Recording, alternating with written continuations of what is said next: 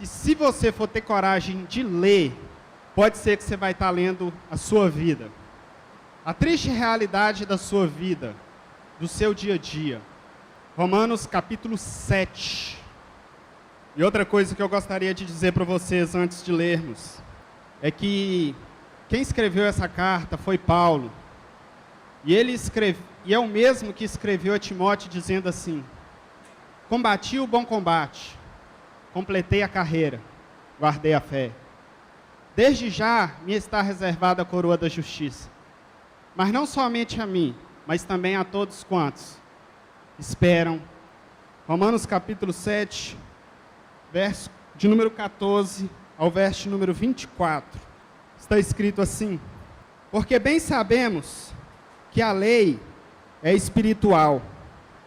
Eu, porém, sou carnal, vendido à escravidão do pecado, porque nem mesmo compreendo o meu próprio modo de agir, pois não faço o que prefiro, e sim o que detesto. Ora, se faço o que não quero, concordo com a lei que é boa. Neste caso, quem faz isso já não sou eu, mas o pecado que habita em mim. Porque eu sei que em mim, isto é, na minha carne, não habita bem nenhum, pois o querer o bem está em mim, mas não realizá-lo. Porque não faço o bem que eu quero, mas o mal que não quero, esse eu faço. Mas se eu faço o que não quero, já não sou eu quem o faz, e sim o pecado que habita em mim. Aí sim encontro esta lei: quando quero fazer o bem, o mal reside em mim. Porque segundo o homem interior, eu tenho prazer na lei de Deus, mas vejo nos meus membros outra lei, que guerreando contra a lei da minha mente, me faz prisioneiro da lei do pecado que está nos meus membros. Miserável homem que sou, quem me livrará do corpo desta morte? Amém? Irmãos, nós estamos aqui diante de uma passagem que não é para qualquer homem falar.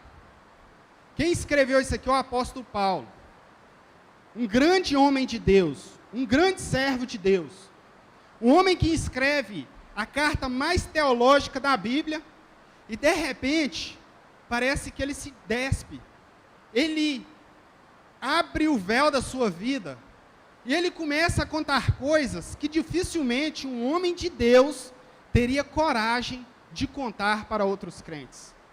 Paulo aqui, querendo ou não, ele se humilha sem precisar. Ele não precisava falar dessas fraquezas, dessas lutas, e muito menos falar que ele acabava perdendo. A grande verdade, irmãos, é que essa luta, nós vivemos ela dia após dia. Todo dia nós vivemos essa luta. Quer nós queiramos admitir ou não. A grande verdade é que precisa ser muito homem para admitir uma coisa dessa. Eu falo muito homem porque foi Paulo que escreveu.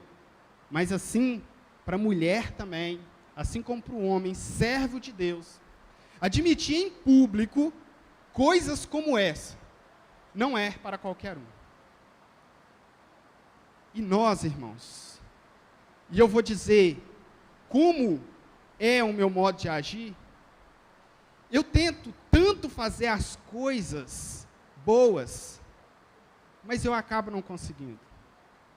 Eu admito que eu pensava que eu era muito melhor do que eu era, até eu começar a enfrentar as lutas que todo mundo enfrenta. Eu sempre achava que eu era mais crente, que eu era o mais certinho, e que eu nunca passaria por alguns problemas. E a grande verdade é que nós somos assim. Nós olhamos a vida do irmão com problema no casamento e a gente fala, não é possível. Essa pessoa tem alguma coisa errada na vida dela, que fraqueza é essa? Nós vemos alguém com problema nos filhos, e da mesma maneira, às vezes a gente reprova aquela pessoa. Na verdade, nós gostamos muito de condenar as outras pessoas. E dificilmente nós admitimos como nós somos e o estado em que estamos. E a triste realidade é que nós pecamos muito mais do que imaginamos. Muito mais, tanto em nível do peso do pecado, tanto quanto muito mais em quantidade. Os nossos pecados, eles são muito piores do que nós pensamos que são. E muito maiores. Na verdade, a nossa conta é mais ou menos assim. Deixa eu pensar, essa semana eu devo ter pecado umas 2, 3 vezes. Não. Na verdade, ou você fugiu da escola, ou não sabe contar mais, ou então não sabe o que é pecado. Porque, infelizmente, esses pecados, essa luta no dia a dia, ela nos persegue muito mais do que nós imaginamos. E louvado seja Deus, que não é só comigo, e não é só com você. Louvado seja Deus que isso acontecia com Paulo também, para ele poder revelar para nós, porque se ele fosse o santo, ele não ia passar para nós essa experiência de vida, e nós não entenderíamos como é isso. Então, se Paulo viveu isso, nós vamos aprender aqui um pouquinho com Paulo. Essa relação entre o querer e o realizar. E a primeira coisa que nós vemos aqui no verso 14, a primeira relação que Paulo vai fazer é com a lei. E no verso 14 ele vai dizer que a lei é espiritual. Sabe o que ele está dizendo? Que a lei, ela provém de Deus. A lei, ela não foi feita por homens. Se ela tivesse sido feita por homens, ela já teria se extinguido. A lei, se fosse feita por homens, nós não falaríamos dela. Mas a lei, ela é espiritual, porque ela proveio do Espírito, porque ela veio de Deus. E Paulo, ele vai admitir, nós também precisamos admitir, você pode ver aí no verso 18, na verdade no verso 16, que ele vai dizer que a lei é boa. E essa lei é boa, e o mundo sabe disso. Não precisa ser crente para saber que a lei é boa. Tanto é que o nosso sistema judiciário, a lei é toda retirada das Escrituras. Quer eles queiram, quer não queiram.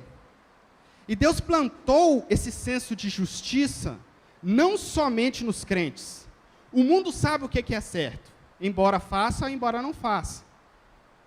As pessoas que vivem contra a lei aí fora, eles sabem que não estão fazendo o que é certo. Todo mundo sabe que não deve tirar a vida de ninguém.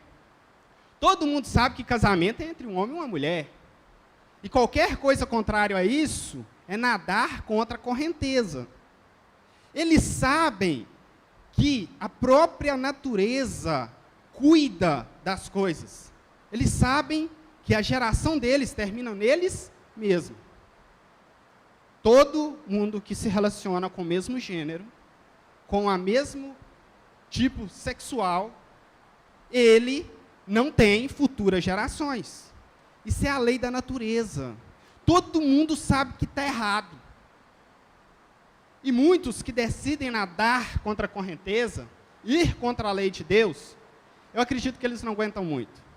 No início a gente tem força para muita coisa, mas eu acredito que muitos vão se afogar. Não é profecia e não é desejo meu. Mas eu quero ver essas pessoas daqui 30 anos, se elas vão manter um relacionamento desse por 30, 40, 50 anos. Elas vão terminar a vida sozinhas, sem geração futura, sem plano futuro. Isso não precisa ser espiritual ou intelectual para pensar, não. Isso é fato. Porque a lei de Deus, a própria natureza cobra as coisas. A lei é boa. E Paulo vai dizer também no verso de número 22, que ele tem prazer na lei de Deus. E por que nós temos prazer na lei de Deus? Principalmente você que é crente. Porque Deus, ele testifica quando você cumpre a vontade dele. Porque se a lei é espiritual, ela proveio de Deus. Se a lei é boa, porque ela rege apenas o que ela é certo. Quando você cumpre a lei de Deus, quando você faz a vontade de Deus, Deus testemunha dentro de você. Quando você ajuda alguém, você precisa se sacrificar para isso. Normalmente, se ninguém te viu para te aplaudir, dentro de você, há uma explosão de sentimento. E eu entendo que isso é Deus testemunhando para você que você fez a vontade dele. Na verdade, a lei, irmãos, ela é a vontade de Deus. E por isso ela é boa, e por isso ela é agradável. Ter um relacionamento saudável, um casamento sadio, continua sendo vontade de Deus. Não foi não, continua sendo. A lei, ela não é inútil, ela continua sendo útil. Deus continua querendo que nós não matemos. Deus continua desejando que nós sejamos honestos financeiramente. A lei não mudou, porque a vontade de Deus não mudou. Agora, nós vamos ver o que Paulo vai dizer adiante. Embora a lei seja boa, seja espiritual, e nós temos prazer na lei, ela não pôde realizar o nosso querer. E Paulo agora ele vai passar a falar sobre a vontade dele. Se você tiver com a sua Bíblia aberta, você pode ver comigo no verso de número 18. Lembrando que nós estamos no capítulo 7. Porque eu sei que em mim, isto é, na minha carne, não habita bem nenhum. Pois o querer o bem está em mim, mas não o realizá-lo. Porque não faço o bem que eu quero, mas o mal que não quero, esse eu faço. Perceba que Paulo vai falar aqui agora de uma vontade. Qual que é a vontade dele? Fazer coisas boas. E eu confesso a vocês que se eu contar para vocês quais são os meus anseios, as minhas projeções espirituais, vocês vão achar que eu sou um anjo que desceu do céu e está perdido aqui.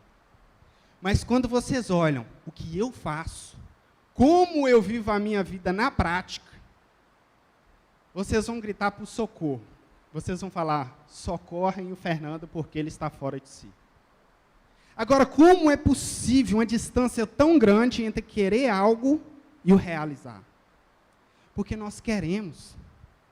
Eu queria ser o melhor marido do mundo. Não sei se eu sou o pior, só minha esposa que pode testemunhar. Mas certo que eu não sou o melhor marido do mundo. Eu queria ser o pai mais exemplar.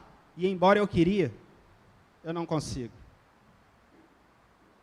Eu queria ser o maior evangelista da terra. Mas nem meus amigos eu tenho evangelizado. Eu queria converter o mundo inteiro, irmãos. Mas nem os meus próprios pais eu consegui. Vocês acreditam numa coisa dessa? Olha a diferença entre o que eu quero e o que eu faço. Eu queria passar fome para que o mundo tivesse de comer. Mas às vezes alguém me pede uma bala e eu tenho coragem de negar.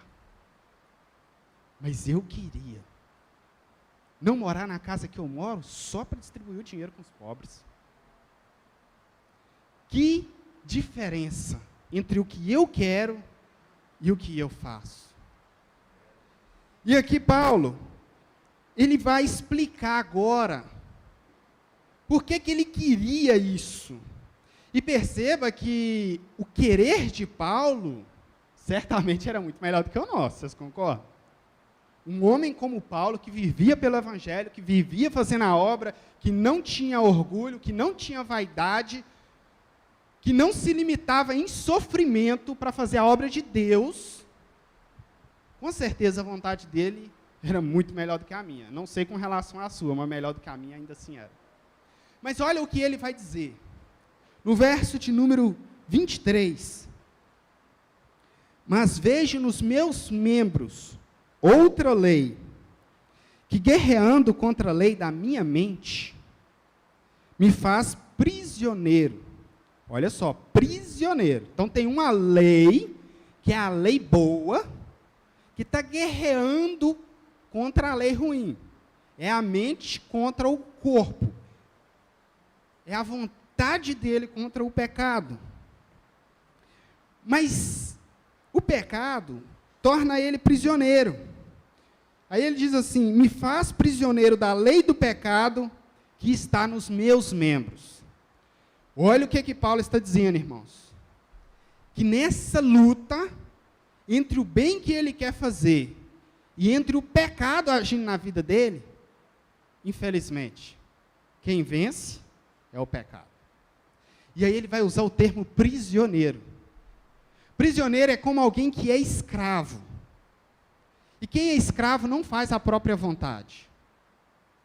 Se você não sabe o que é ser escravo de pecado, sai com a igreja um dia para fazer evangelismo nas ruas, mesmo que você só vai observar de longe, né, meu irmão? Para a gente ver o que é a escravidão do pecado. A pessoa, ela deixa claro, ela não só manifesta, mas ela fala que é escrava. Mas ela não consegue se libertar e fazer a vontade dela.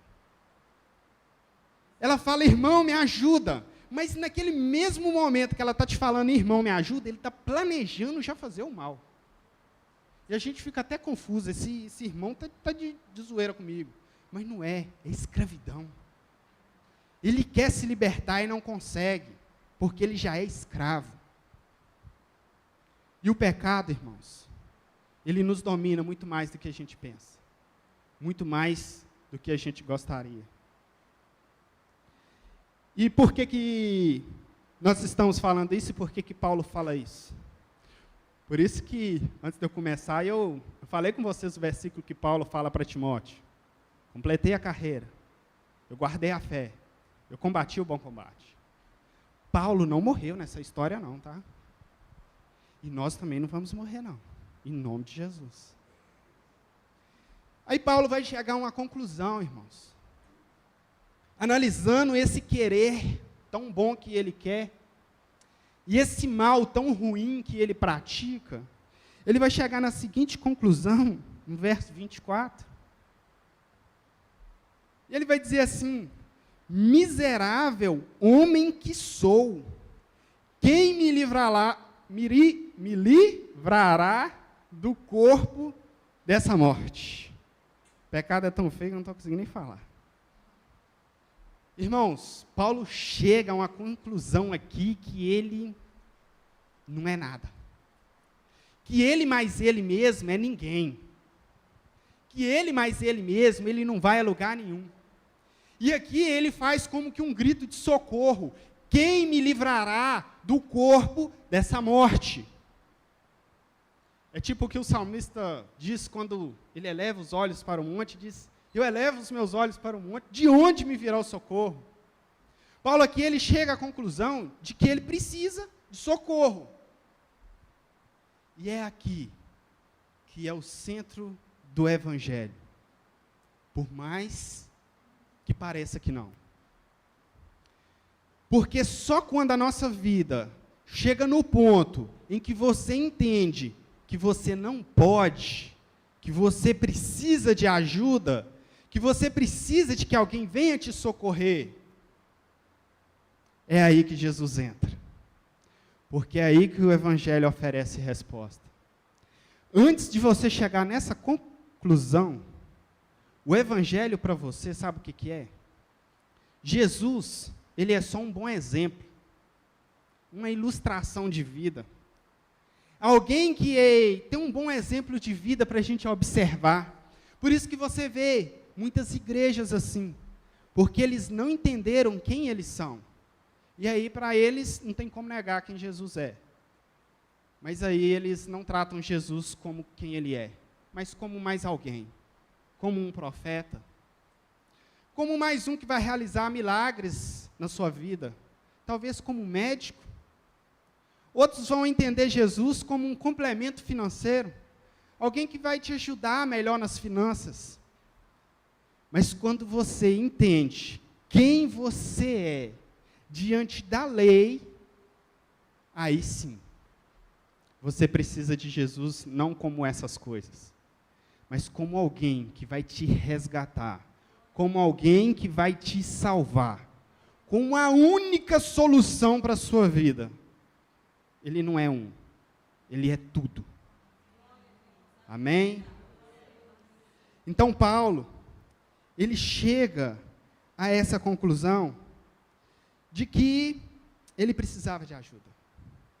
E aqui no verso 25, ele começa a responder a própria pergunta que ele fez. E ele vai começar a dizer assim, graças a Deus por Jesus Cristo nosso Senhor. E ele já começa aqui louvando e adorando a Deus, porque Deus merece ser adorado. Porque o que Jesus fez não é pouco. O que Jesus fez é tudo. E nós precisamos compreender a grandeza dessa verdade. Porque o que Jesus fez, ninguém podia fazer. Você sabe o que a lei fez? Ela apontou o dedo para você e falou quem vocês eram. E ela, nesse ponto, ela cumpriu o papel dela. Para quem acha que a lei não tem validade, ela tem. É para isso, ela cumpriu o papel dela perfeito. Ela me mostrou quem eu sou. E Paulo sabia muito bem disso. Porque foi Paulo quem disse que o salário do pecado é a morte. E ele não falou que o pecado venceu? Pelo menos em um determinado momento?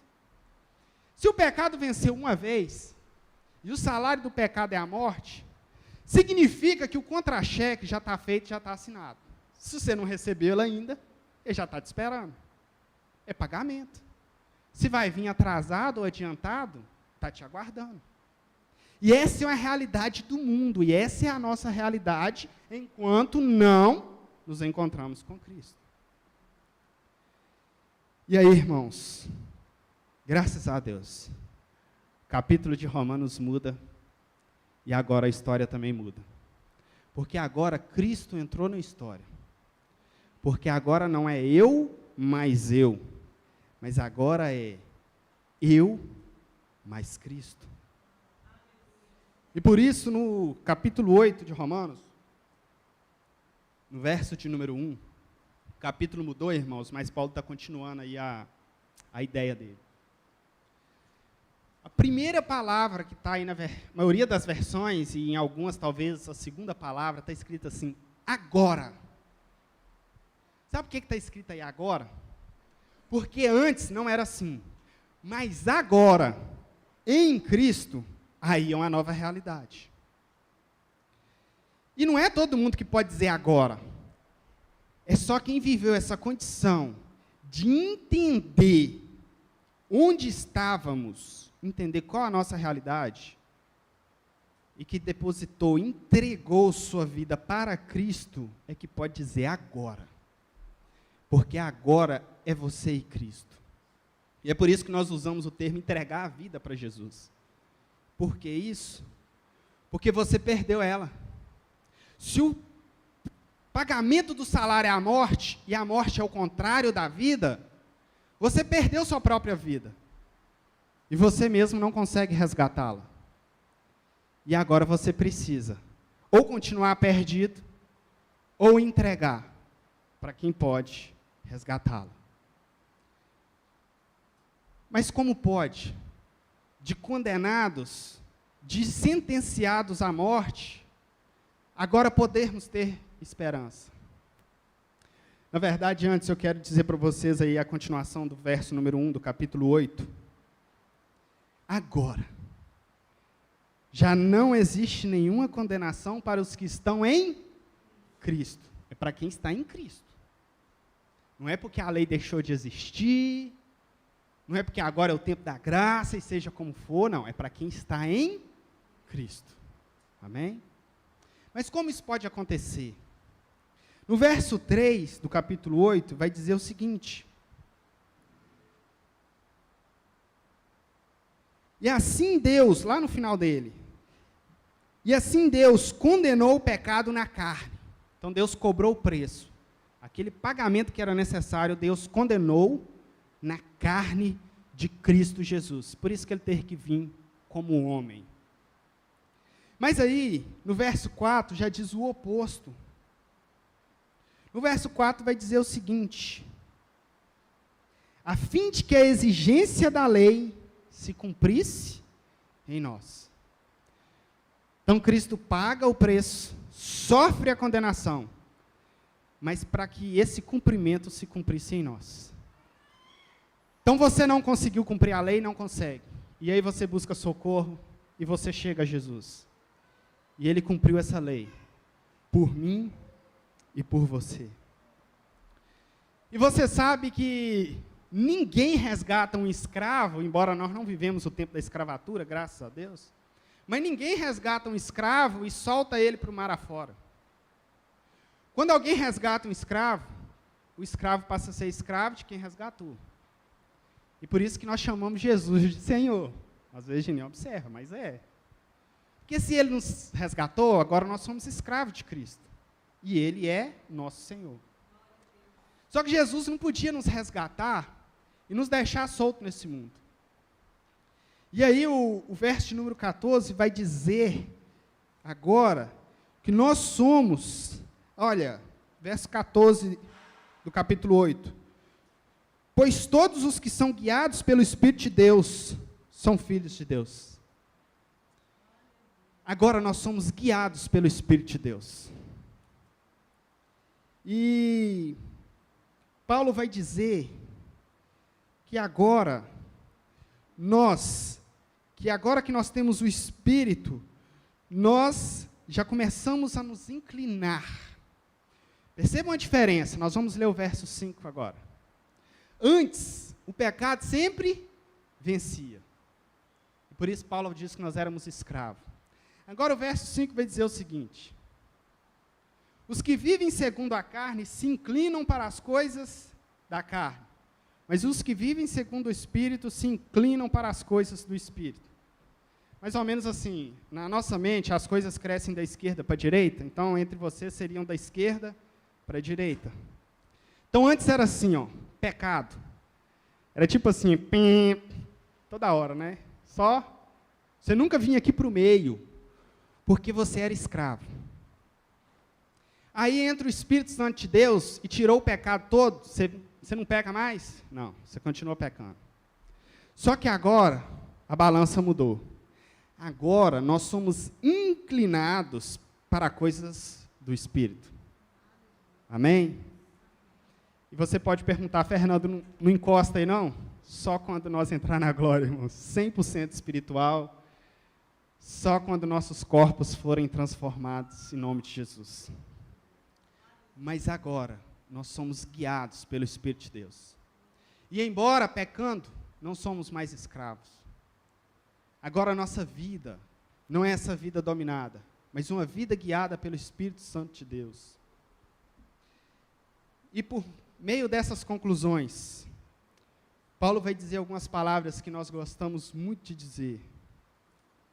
E é só depois de todas essas considerações que ele chega a essas conclusões. O verso 31, por exemplo, vai dizer: que diremos então à vista dessas coisas? Se Deus é por nós, quem será contra nós?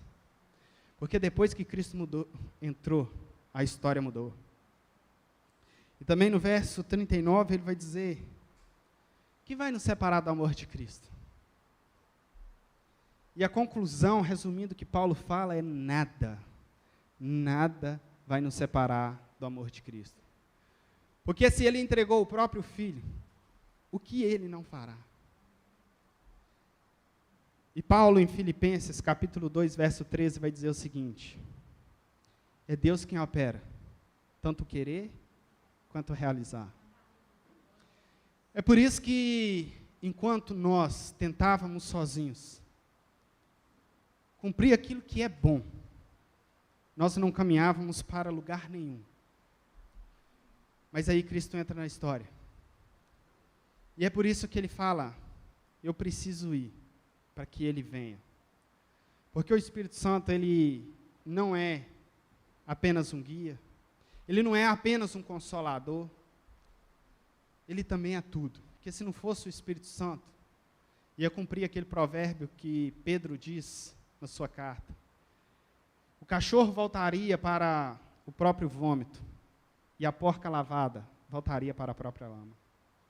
Seria a mesma realidade do pecado. Seria ir, voltar e voltar. Entenda, irmãos, que nós vamos continuar pecando. Entenda que a guerra não acabou.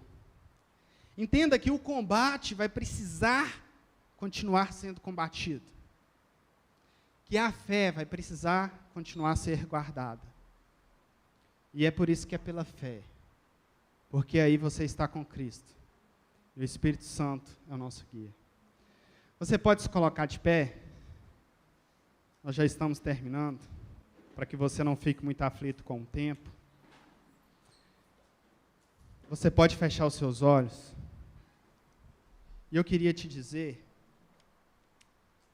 que a lei fez um raio-x da sua vida. E, infelizmente, foi detectado. Por mais que você tentou esconder, seu cônjuge nunca descobriu. Seus pais nunca tiveram ideia.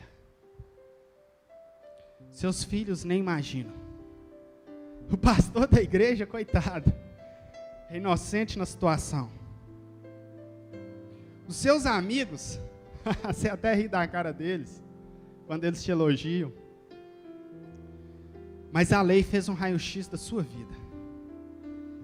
E os seus problemas foram encontrados.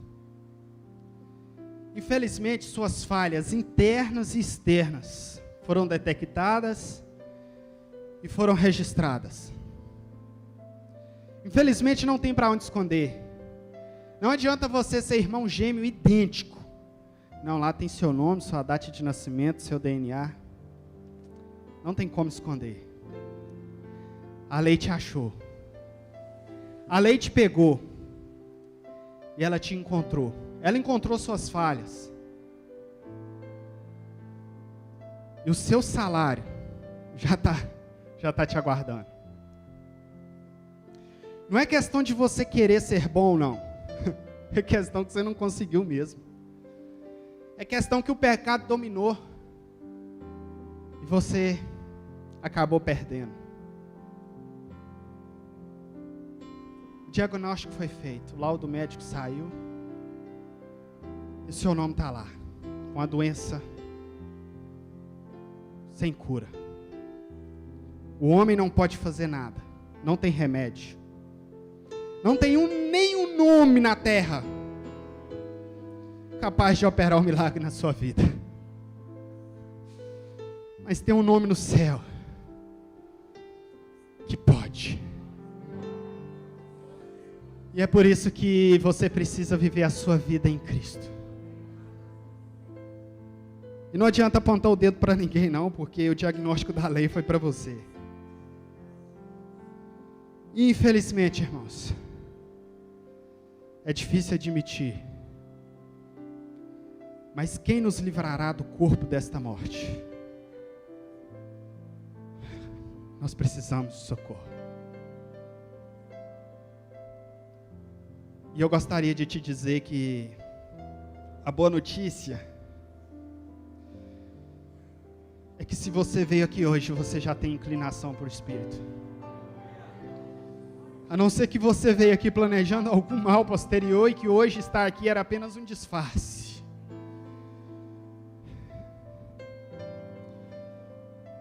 E esse Espírito que está em você, Ele não vai te abandonar. Em nome de Jesus. E irmãos, quer nós queiramos ou não, uma hora ou outra, é hora de admitir. Uma hora ou outra é hora de entregar sua vida para Jesus. Uma hora ou outra é hora de rasgar, como Paulo se rasgou, e confessar que a sua única solução está em Cristo. E é pesado te dizer isso, mas você precisa entregar sua vida para Cristo se você ainda não fez. Eu gostaria de ter feito isso antes.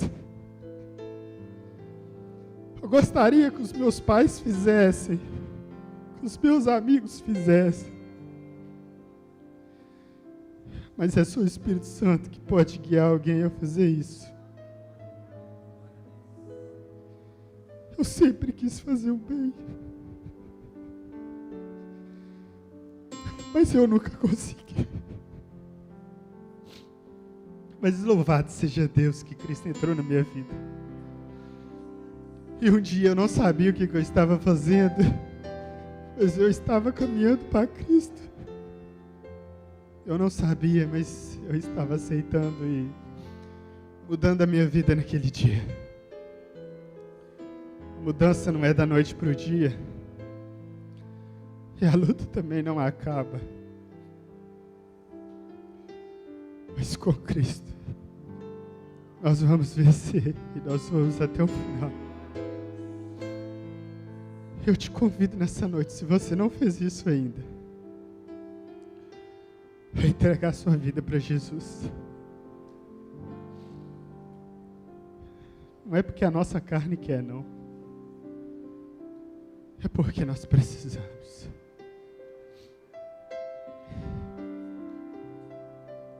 Hoje Deus te concede essa oportunidade. E assim como o livro de Romanos muda o capítulo, você mudar